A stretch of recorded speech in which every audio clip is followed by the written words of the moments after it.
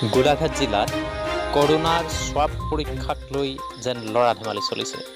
হয়, এজন কৰোনা ৰোগীৰ সংস্পৰ্শলৈ অহাৰ পাছত 11 দিনকৈ কোৱাৰেণ্টাইন হৈ থকাৰ পাছত ফলাফল আহিল পজিটিভ।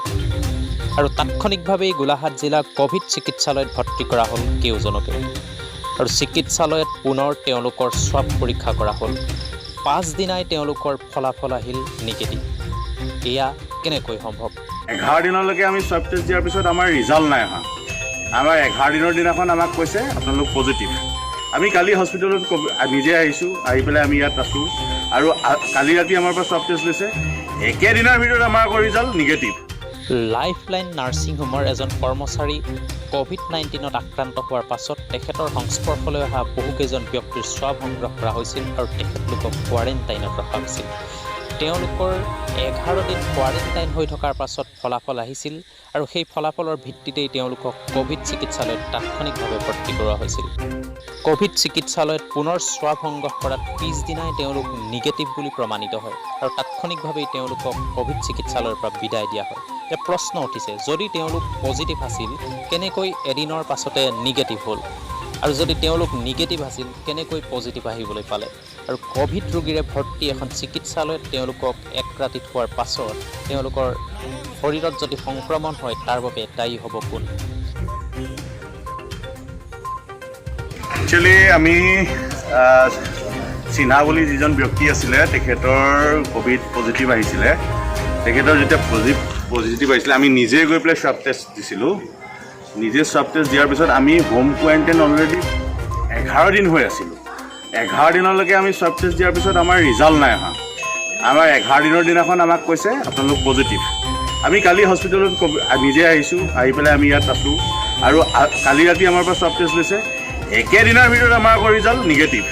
এইটো মই ইয়াৰ বিষয়ে মই কি ক'ম জনগণক, আপোনালোকে নিজে জানিব। একচুৱেলি এইটোৰ ওপৰত এটা হাৰাশাস্তি হৈছে। মোৰ নিজৰ এটা হাৰাশাস্তি হৈছে। মোৰ ডিলাৰ আছে, টি গাৰ্ডেন আছে, অন্যান্য মোৰ ইণ্ডাষ্ট্ৰী আছে। এই ইণ্ডাষ্ট্ৰীবিলাকৰ ক্ষেত্ৰত মোৰ হাৰাশাস্তি হৈছে, কাৰণ মই পজিটিভ হৈ যোৱাৰ লগে লগে তেওঁলোকৰো এটা চিন্তনীয় বিষয় হৈছে। প্লাছ এনেকুৱা এটা মানে পৰিস্থিতি কৰিব নালাগে, যিটো পৰিস্থিতিক আমাৰ মানসিকভাৱে আমাক অলপ অত্যাচাৰ কৰাৰ নিচিনা হৈছে। আৰু মই এইটো বিষয়লৈ চৰকাৰক এইটোৱে অনুৰোধ কৰিছোঁ, যাতে ক'ভিড পজিটিভৰ ৰিজাল্টটো অতি কমেও 3 দিনৰ ভিতৰত আহিব লাগে। 9 দিন, 10 দিন, 11 দিনৰ ভিতৰত অহাটো এইটো মানে শুদ্ধ হোৱা নাই মানে। আৰু ইয়াকে লৈ মানে কিবা খেলাৰ নিচিনা লাগিছে। নাই এতিয়া আমাৰ অন্য একো নাই। ব্যৱসায়ত আমাৰ এটা এফেক্ট হ'ব, কাৰণ কেলৈ মই এজন ব্যৱসায় মানুহ, মোৰ ইণ্ডাষ্ট্ৰী আছে বা মোৰ ডিলাৰ আছে। এইটো লাইনত মই যদি কিছুমান মানুহে মোক এটা মানে আমি অসমীয়াত ক'বলৈ গ'লে এটা ধাপ্পা লাগি গৈছে। ধাপ্পা লগাটো মানুহে আমাক কুদৃষ্টিৰে চাব। এই কুদৃষ্টিৰে চোৱাটো মই একচুৱেলি বিচৰা নাছিলোঁ। যিটো আজি প্ৰশাসনে আমাক আজি 11 দিন 12 দিন আমি হোম কোৱাৰেণ্টাইন হৈ থকাৰ পিছত পজিটিভ বুলি কৈ পেলাই এদিনত আকৌ আমাক এডমিট কৰি একেদিনাই আমাক নিগেটিভ কৰিছে। এই বস্তুটো একচুৱেলি হ'ব নালাগে আৰু এটা মানসিক অশান্তি দিছে। এই মানসিক অশান্তিটোৰ পৰা মানে খুব প্ৰকাশ কৰিছোঁ মই নিজে আৰু মোৰ লগত থকা কেইজনো। আৰু এইটো ভৱিষ্যতে যাতে বেলেগৰ নহয় তাৰে আশা কৰিছোঁ। আৰু চৰকাৰক মোৰ নাম পৰাগ শইকীয়া। হয়, আজি কেইজন ৰিলিজ হৈছিল? আজি আমি 9 জন ৰিলিজ হৈছোঁ। কালি পজিটিভ অহাৰ পিছত আজি নিগেটিভ আহিছে।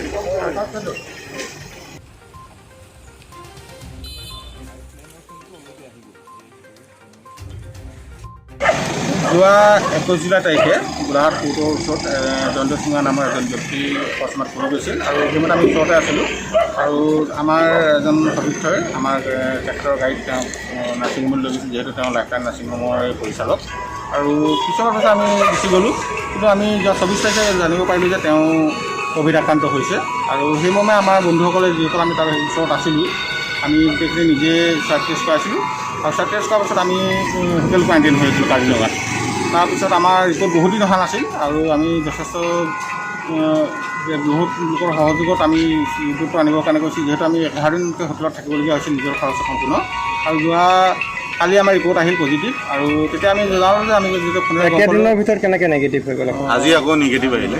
ঠিকে আছে, তাৰপিছত কালি পুনৰ আমাৰ স্বাইড টেষ্ট ল'লে, কিন্তু আমাৰ এদিনৰ ভিতৰত তেওঁলোকে ৰিপৰ্ট আহিলে আমি দেখিবলৈ পালোঁ নিগেটিভ আৰু এই সময়ত আমাক আজি ৰিলিজ দিছে। আৰু আমি দেখিবলৈ পাইছোঁ যে যথেষ্ট সহায় হৈছে যে যিহেতু ক'ভিড পেচেণ্ট এজন 11 দিন 12 দিনলৈকে ৰিপৰ্ট আহিব থাকিব নাই, যিহেতু প্ৰথমতে এইটো এটা মাৰাত্মক বেমাৰ। আমি আশা কৰিছোঁ যে যদি ক'ভিড পেচেণ্টৰ আক্ৰান্ত হয় তেতিয়া ৰিপৰ্টটো খুব কম দিনত আহিব লাগে, যিহেতু কাৰণ 2-3 দিনৰ ভিতৰতে তেওঁলোকৰ এটা জীৱনৰ সংশয় পৰি আছে।